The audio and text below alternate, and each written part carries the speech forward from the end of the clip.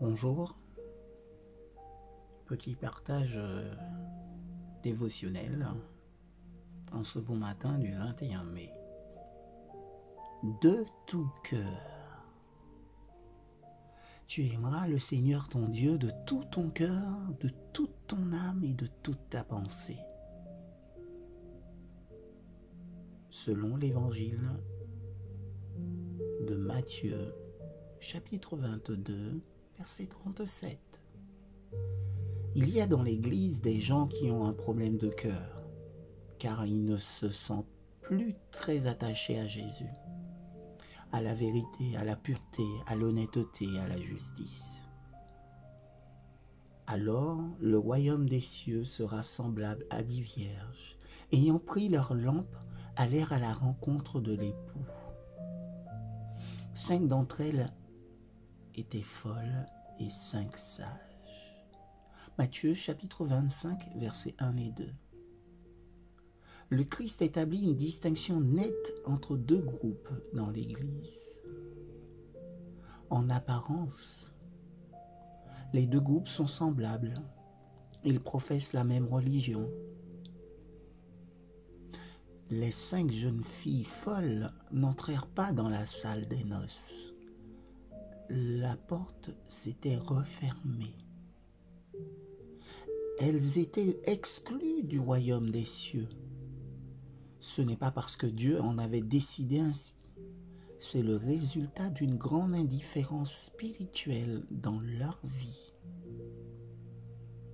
Les 5 vierges folles ne connaissaient pas cette expérience intérieure, cette expérience du cœur, que seule la réception du Saint-Esprit rend possible. Au bout du compte, l'appartenance à l'Église ne sera d'aucune utilité. Il se peut que nous nous honorions du nom de chrétiens. Nous pouvons entretenir l'espoir que l'Église a quelque part pour chacun de ses membres la justice du Christ et le Saint-Esprit. La quantité, entre guillemets, d'Esprit Saint dont l'Église dispose, c'est celle que chacun de ses membres y apporte. Nous pouvons aimer une bonne chorale, un bon esprit de fraternité, mais pourtant ne pas avoir l'attitude du cœur qui consiste à aimer Dieu de tout notre être. Certainement, nous savons ce que signifie un tel acte du cœur. Il ne s'agit pas d'une simple connaissance, mais de consécration. Il s'agit de vivre en compagnie du Christ. Dans mon expérience chrétienne, je dois être au-dessus des discussions sur le mobilier et les voiles du sanctuaire céleste.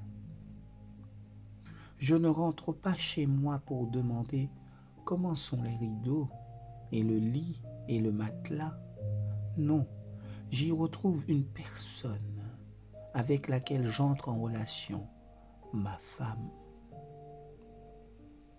Ne devrait-il pas en être ainsi entre le Seigneur et nous?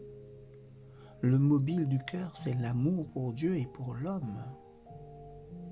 Une telle attitude du cœur, un tel engagement sont indispensables. Dès lors, nous ne sommes plus partagés, instables comme les vagues de la mer. Notre cœur s'est fixé. Mon cœur est affermi, ô Dieu. Mon cœur est affermi. Psaume 57, verset 8. Que l'Éternel nous aide à avoir un cœur fixé. Oui, je dis bien un cœur fixé sur lui, ayant les regards fixés sur notre bien-aimé Sauveur Jésus-Christ. Demeurez bénis en cette journée. Amen.